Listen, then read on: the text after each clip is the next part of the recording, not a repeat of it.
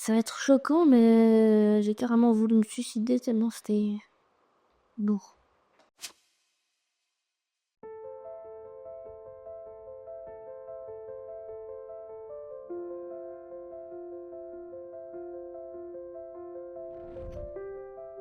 La grossophobie est un combat de tous les jours. La grossophobie dénigre, blesse, affaiblit les personnes qui en sont victimes.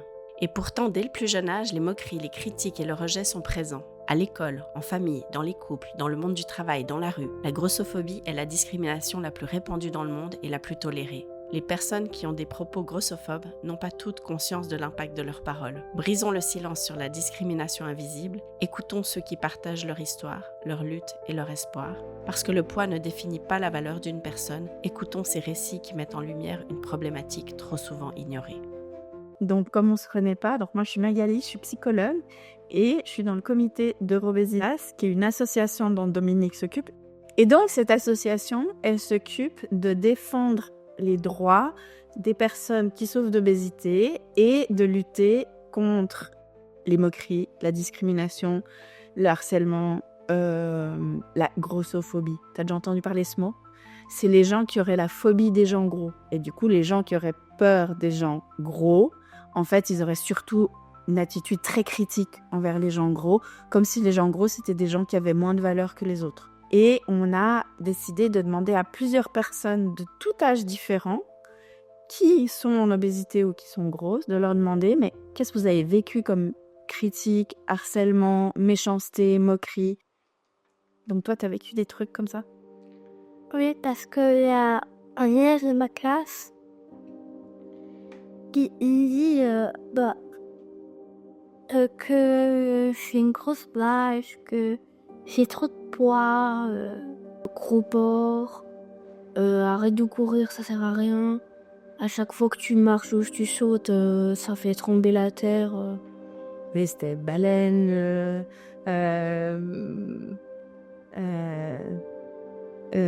ils disent sac, un sac de sable. Enfin, c'était grosse baleine, sac de sable. Enfin, c'était une expression comme ça qu'on dit en portugais. C'est lorsque j'ai eu la chance de tomber enceinte à 43 ans naturellement et que dans les services de la maternité de l'hôpital, les soignants passaient devant moi dans le couloir, on attendait pour la consultation, et j'ai entendu des soignants dire de façon suffisamment haut pour que je puisse entendre: «Mais qu'est-ce qu'elle fout là, celle-là? Et pourquoi elle a envie d'avoir un enfant, le pauvre, je le plains.» Ce qui ressort beaucoup, c'est toujours gordinho, c'est les petits gros, c'est relais de poste, c'est le bouchon d'un puits. À baleine, ça ressort comme surnom. Moi, je fais du judo et vu qu'en fait dans l'école, il peut me dire t'as une très grande ceinture, t'as un grand costume et voilà. C'était chez des gynécologues. J'avais 25 ans, je pense, plus ou moins. Et je suis montée sur la balance, puis là, j'avais dépassé les seuils de 100 kilos. Et pour la première fois. Et il me dit tout de suite qu'il a dit, si tu continues comme ça va pas du tout. Je pense qu'il faut absolument prévoir une bariatrique, une chirurgie. Et parce que sinon, tu sais, ton mari il va chercher ailleurs. Les gens du même âge, les soi-disant bonnes copines qui vous disent bon, je t'aime bien, mais grosso modo, t'es l'alibi parce que je veux pas être toute seule. En fait, en étant à côté de toi, ça me rassure parce que je me sens plus belle, parce que toi, tu es moins belle que moi. Et puis c'était arrivé même une fois que la veste était tellement serrée, je me suis baissé pour chercher des assiettes dans un armoire chauffante. Quand je baisse, paf, ma veste s'éclate en deux au niveau du ventre. Et puis là, c'était fou rire en cuisine. Puis je suis descendu pour chercher ma veste. Puis après, on a tellement d'adrénaline du service et tout qu'on qu'on passe un peu au vite et puis on oublie la situation, mais en regardant avec du recul, c'était pas un moment très, très agréable. Il y avait trop de défis en fait. Le deuxième, c'est écrit une méchanceté sur moi. Où ça? Dans les toilettes des filles. Et tu peux me dire ce qui est écrit? C'est marqué je te déteste et je vais machin. Je vais quoi? Ça commence par rater, ça finit par R. Te tuer? Ça a changé ton quotidien? Ça va être choquant, mais j'ai carrément voulu me suicider tellement c'était lourd. Ok. T'avais quel âge? Là, maman, j'ai 12 ans, alors je crois que j'avais vers les 8, 9 ans, par là autour.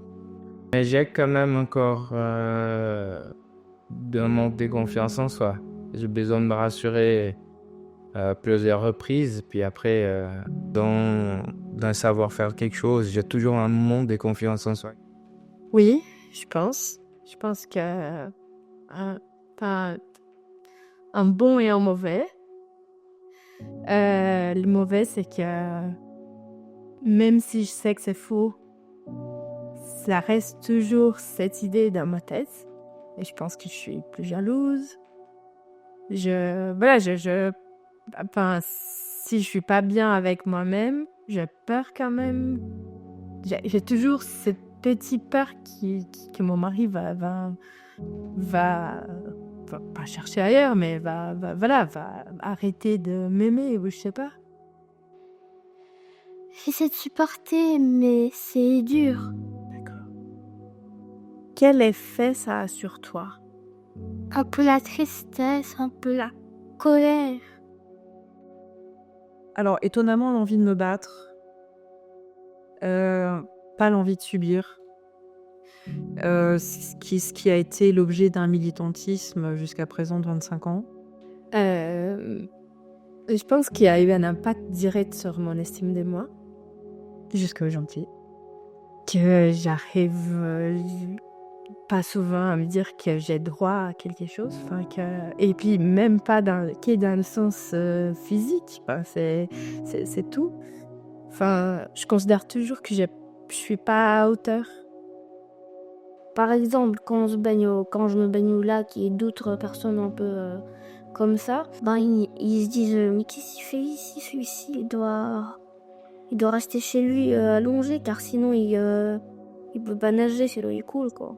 Alors un peu, c'est comment je le ressens moi. La piscine, au lac un peu, peut-être les gens se disent dans sa tête mais pourquoi, qu'est-ce que tu fais là? Comment est-ce que tu as pu surmonter ça? Mais je pense que je continue à essayer.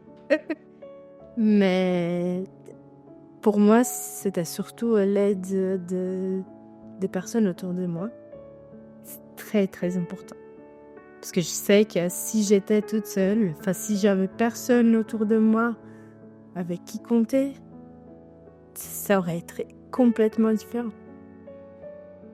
Mes parents, ils essaient peut-être un peu trop de nous protéger, puis nous dire que on avait le temps pour penser à ça plus tard, puis que c'est pas trop le moment. Puis ils essaient plutôt de, je pense, protéger un peu, puis se concentrer sur d'autres, ouais. J'essaie de parler plus autour de moi. Et mon papa, tous les jours, tous les soirs, il me dit ah, t'as eu des moqueries. Et puis après, s'il y a eu des grosses moqueries, ils le disent tout de suite à la directrice. Mes parents et tout, qui m'ont réconforté. Tous mes amis, comme mais je vais pas citer le nom, mais vraiment qui m'a beaucoup aidé sur ça. Et une psychologue. Donc ouais. Alors, j'ai envie de te dire, il y a 2 points. Les 2 points que je vois en permanence, c'est mes animaux. Quand j'allais pas bien, ils étaient toujours là. Quand je pleurais, ils étaient là, ils me servaient de récupération de larmes, et ils m'ont évité plein de fois de faire des conneries. Hem, Ça a été,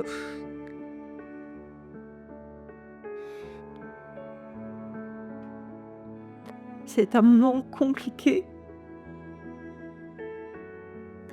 de mon enfance qui a fait que j'ai pris du poids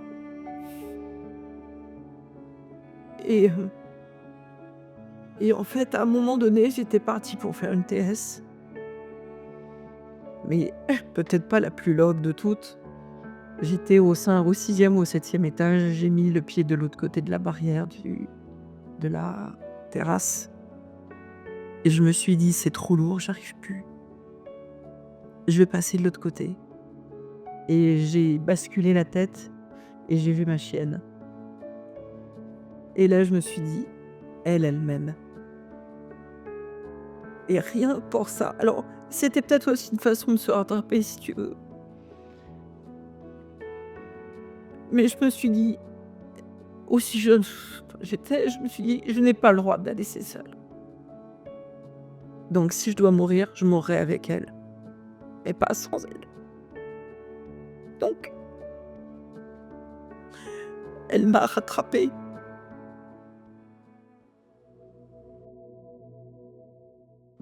L'important, c'est d'en parler, puis comprendre qu'on peut en parler et puis qu'il faut pas avoir honte. Peut-être que tu aideras d'autres enfants. Ouais, j'espère. Il est grand temps d'ouvrir les yeux sur une réalité qui touche tant de vies, souvent dans l'ombre. La grossophobie n'est pas seulement un problème individuel, c'est un enjeu collectif, profondément ancré dans notre société.